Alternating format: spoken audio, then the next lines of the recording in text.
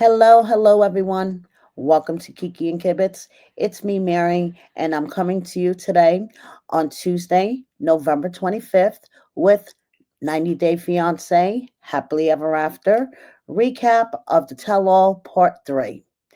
First off, I would like to dedicate this episode to my sweet Southern friend. Now, if I was going to give this episode a grade, I would give it an S for squawking because there was a long period of time that Darcey, Stacey, Kara, and Jasmine did nothing but it sounded like a bunch of squawking chickens at one point. So we're going to get into that in a moment, but let's hop right into this. So first off, we picked up where we left off from part two, where Julia is giving Betty a heart attack and telling her that they have been lying to them and, not telling them the truth. And Betty's like, What? What is it? Tell me. Tell me. What is it? Like she's about to give this poor woman a heart attack. Lauren is getting ready to grab the tissues because she knows that it's going to be emotional. And once Brandon finally spit it out, their reaction was everything. Betty and Ron were jumping for joy, hugging each other. Ron was in tears.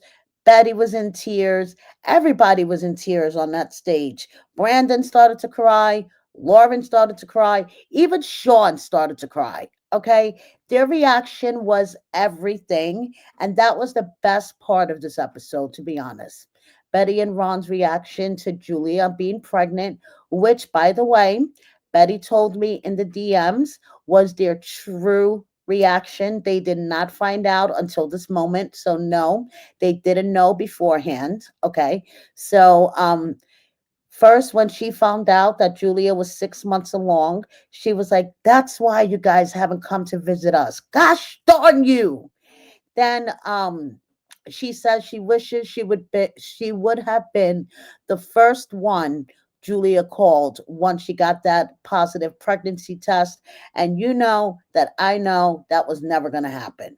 So anyway, Julia tells them, please do not tell anybody. No one needs to know. Betty's like, I'm going to climb up to the highest mountain and scream it from the highest mountain. But then she's like, please, Julia's like, please, when we come back, I'm going to set boundaries. Do not call anybody after this conversation. And Betty's like, I am going to call someone. You know who I'm going to call? Your mom, Julia. Okay, I'm going to call your mom. So, once again, their reaction was everything. And it was honestly the best part of this whole episode. We all know that Betty wanted a grandchild out of this relationship for the longest time. And now she's finally getting her wish. So, like I said, Julia brought everyone to tears. Lauren was crying. Lauren's like, oh my goodness, let me see your belly.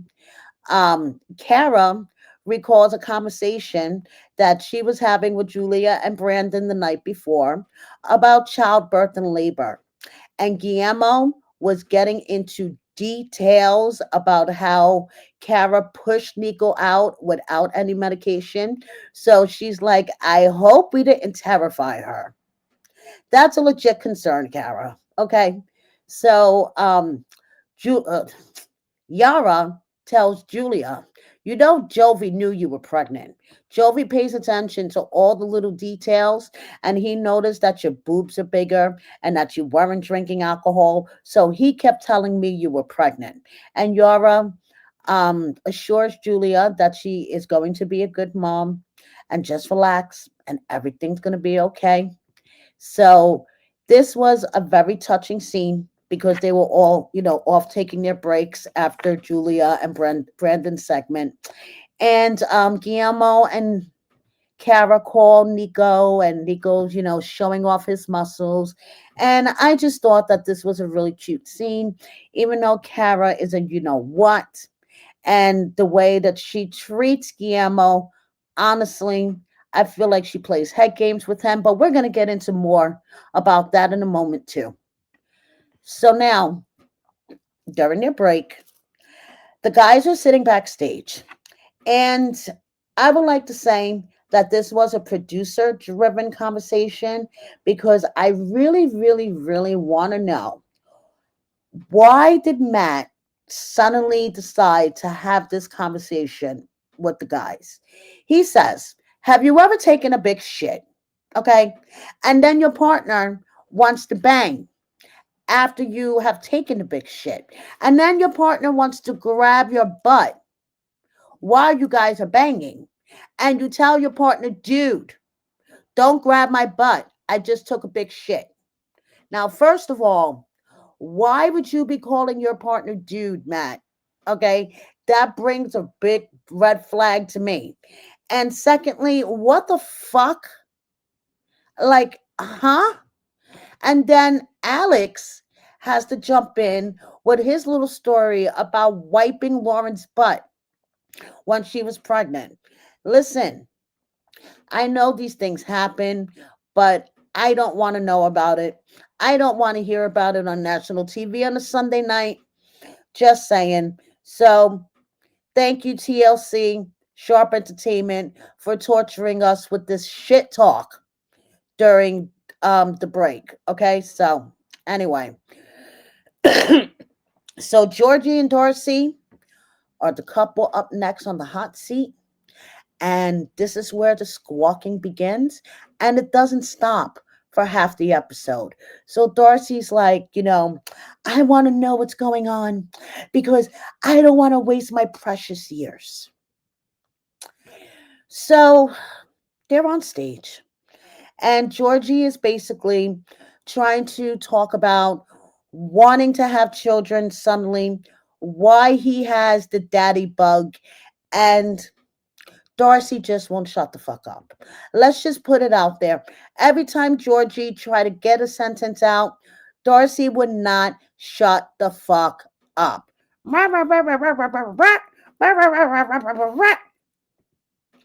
So, not only did it look like her left boob was going to come popping out of her dress and go running across the stage and give Sean a black eye, but she emasculates Georgie every chance she gets and doesn't let him fucking talk. And I don't know why no one else on the stage said, hey, Darcey, shut the fuck up for a second and let Georgie have his turn. So, of course, now that Kara is no longer on the hot seat, Kara decides to put her 2 cents in, and she sounds like a squawking chicken. Well, it looks like Georgie is for the streets of Miami. I'm telling you, Georgie is for the streets of Miami.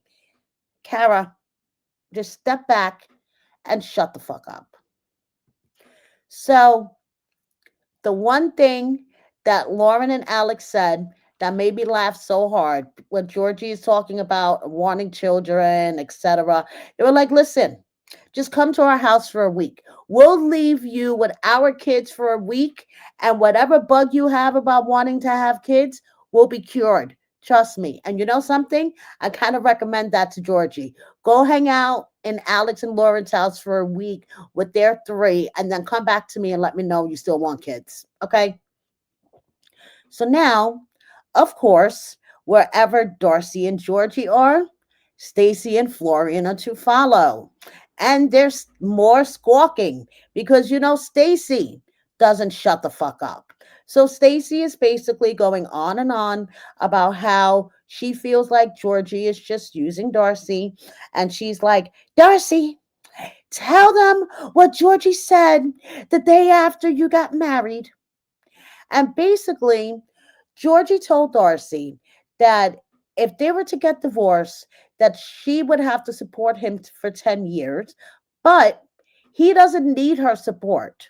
This is what Georgie was trying to tell Darcey, but of course, Darcey and Stacey wouldn't shut the fuck up long enough to listen to him. So now Sean asked Florian, do you understand why Georgie wanted Darcey to change her style when they went to Bulgaria? And did you ever want to change Stacey's style?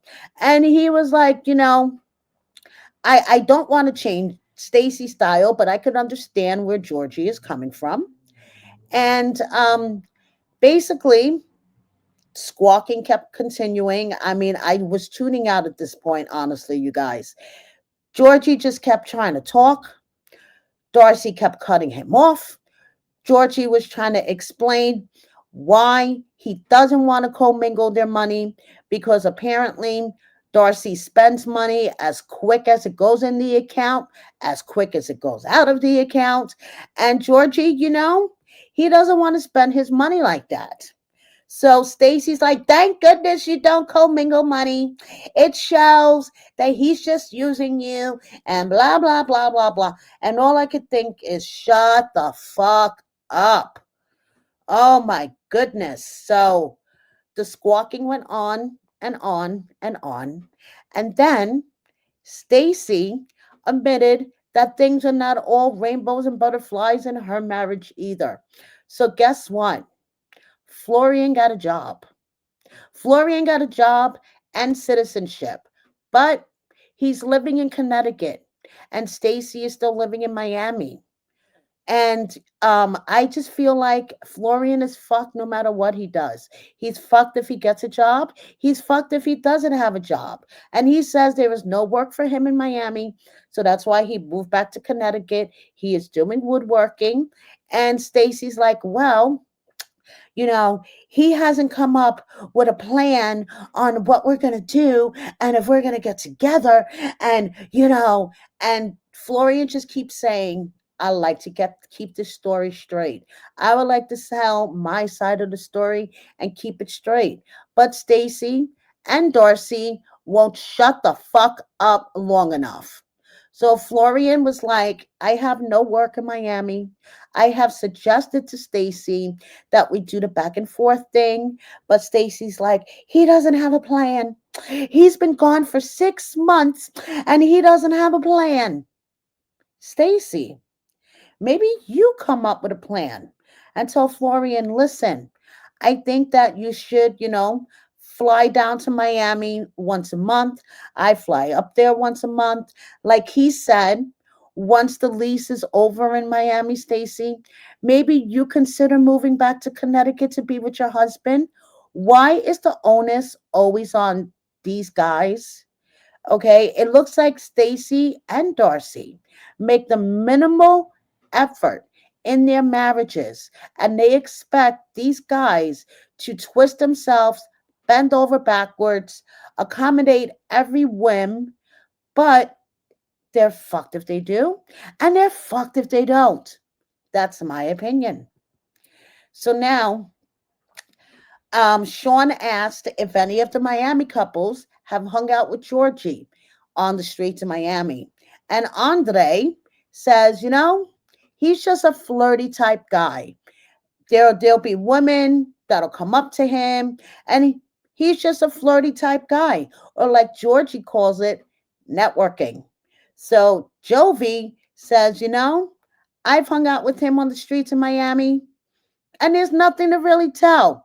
Yara's like, yeah, he would never tell because I wouldn't let him hang out with Georgie if he does tell. So Sean asked Darcey if she believes that Georgie is cheating on her. And of course, Darcey believes it.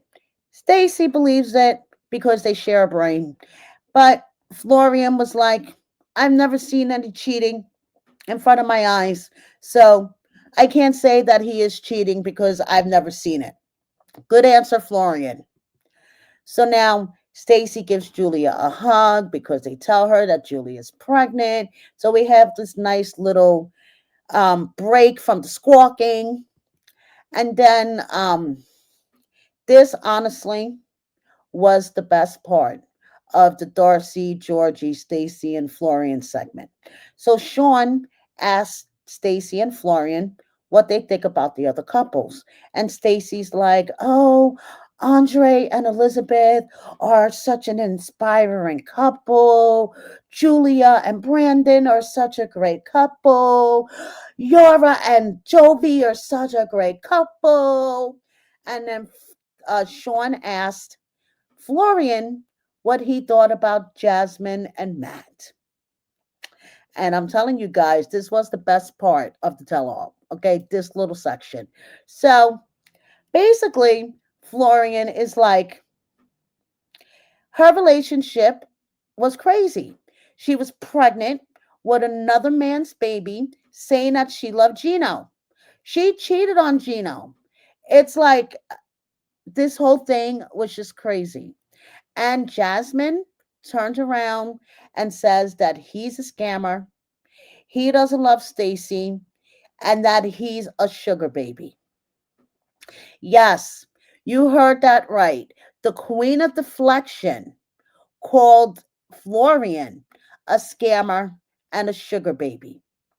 Well, allegedly, Stacey is broke. So how is Florian a sugar baby if Stacey doesn't have any money?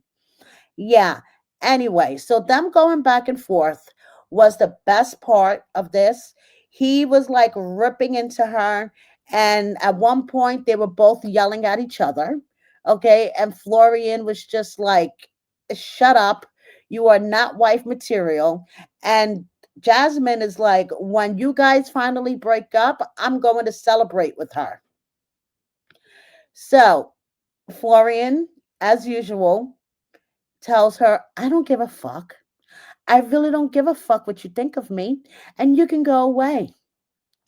And I'm just cracking up. I don't necessarily appreciate how he uses the Lord's name in vain, but you have to admit, Florian is funny AF. Okay, so now the second day of the tell all is over. They're gonna go back to the house for the second night, okay? And Stacey is telling Jasmine, you see how they bounce off of each other. Georgie, treats Darcey the way Florian treats me. So now Stacey and Florian are backstage, and Stacey's like, so what's going on? Do you have a plan? Are we going to be together? Do you want this marriage?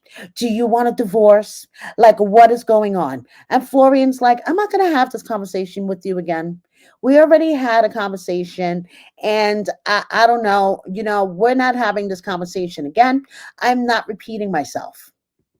So basically, Stacey continues to go on and tell Julia that she suspects that Florian has somebody else because when they were in Turkey, Florian's phone started going off in the middle of the night. Like the light started going off on the phone, and the phone wasn't shoved under like the pillow, it was shoved under the mattress. So that's like super sus to her, and that is a sign definitely that he's cheating. And of course, Julia's agreeing with her because Julia agrees with what everybody says, basically. So now they're all in the van, and Jasmine is explaining why her and Florian basically hate each other, or why she hates Florian, I should say, because she says that after last resort, she considered Florian a really good friend and she confided in him about a lot of things. And then at the last resort, tell all, because he doesn't have any balls, he decided to team up with Gino, Rob, and the rest of the men and tear her apart. So they're at the house. Jasmine's like, please, let's talk about anything global warming, dinosaurs, anything but Gino. Lauren and Alex decided to ride back to the house on their own in their own car. And Lauren says it's because due to her Tourette's, she had a anxiety attack. She had to vomit a few times and she needed to be alone in the car so she could get all her ticks out because she was holding them in and she just needed to be in a safe space alone to get them all out before she went back into the house. So now Remember, Jasmine said, let's talk about anything but Gino? Guess what? They're talking about Gino. So Yara asked Jasmine, what attracted you to Gino? And and Jasmine's like, your husband asked me the same question, and I'm gonna say this. Yara, you are a 10. You are beautiful. But Jovi, he's a 3.5. And you know what I have to say to this, Jazzy, Yazzie, whatever your name may be?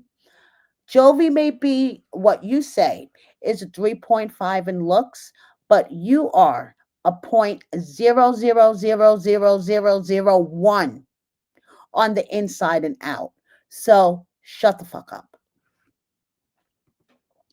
So now, even though they weren't going to talk about Gino, I guess Jasmine doesn't want to talk about her relationship with Matt either, because she started getting really annoyed when Andre and Jovi asked Matt, basically, are you planning on waiting around forever for this chick? Like, if something better presents itself to you in the future, are you going to grab it, or are you just going to sit around waiting for this chick? And basically, Andre says, there is a time limit to everything. There has to be an expiration for how long he's going to sit around. And basically, Jasmine expects Matt to sit around forever, you guys. Okay. Even though Elizabeth says it's no big deal. So what that they have a baby together? Andre's like, Jasmine needs to figure out if she wants to have a commitment to this man or not, and not just have him hanging on by a string. And Matt agrees. Matt's like, I haven't come up with the date yet, but eventually, if Jasmine doesn't commit to me, I'm not going to be sitting around waiting forever. I mean, that makes no sense, right? But of course, in Jasmine's world, because she is so self centered and narcissistic, that's the end of her world, because she really expects Matt to wait for her forever. Okay. So now this is going to come into play a little bit later on. So basically, everyone is sitting around eating. Okay. And Guillermo is struggling with the oven, and Brandon and Guillermo still couldn't figure out the oven. So um, Florian is trying to keep the story straight about why he and Stacey are not living together, why he is working in Connecticut and Stacey is in Miami.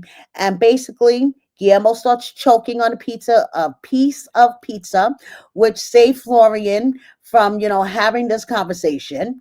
So now, as they're getting drunker, they're starting to do silly games, okay?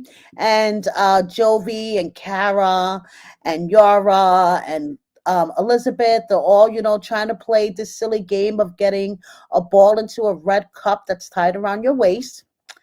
And Gino and Florian are doing shot after shot after shot. And that's going to explain why Gino was crawling up the stairs at the end of the night. But we'll get into that in a minute. Now, one thing that I did not have on my 90-day fiance bingo card for 2025 was Lauren giving Darcey sex advice. Lauren basically told Darcey, sometimes you have to take things into your own hands and initiate. Lauren confessed that she never initiates, but, Alex expressed that he would like her to initiate once in a blue. So one night she decided to put on a sexy outfit when the kids were all in bed, come into the room, lower the lights, get in bed with Alex. And Alex was like, whoa. So Lauren's like, it takes 5 minutes, Darcey. It takes 5 minutes to throw a sexy thing on and to climb in bed. And like I said, I would have never had this on my 2025 90-day fiance bingo card. Lauren suggesting Darcey get some toys to spice it up in the bedroom. Okay. Anyway, so did I mention that Gino and Florian were doing shot after shot after shot. Oh, yeah, they were. Okay, so now Kara conveniently finds a karaoke machine and she decides to sing her great bachata hit, Lentil. And Guillermo is looking at her like he wants to eat her for a fucking snack. And she is soaking it all up, doing the little sexy sultry dance in front of him and going down low and touching his knee and all this other stuff when the first part of the tell all when they were on a lunch break and Guillermo tried to touch her arm. She was like, "Don't touch me like that." But after a couple of drinks in and a karaoke machine, she could get all sultry and flirty and touchy with Guillermo. Stop playing games with this man's head. Okay? It is obvious that this man is still in love with you. The way that he talks about her, like that conversation about her giving birth.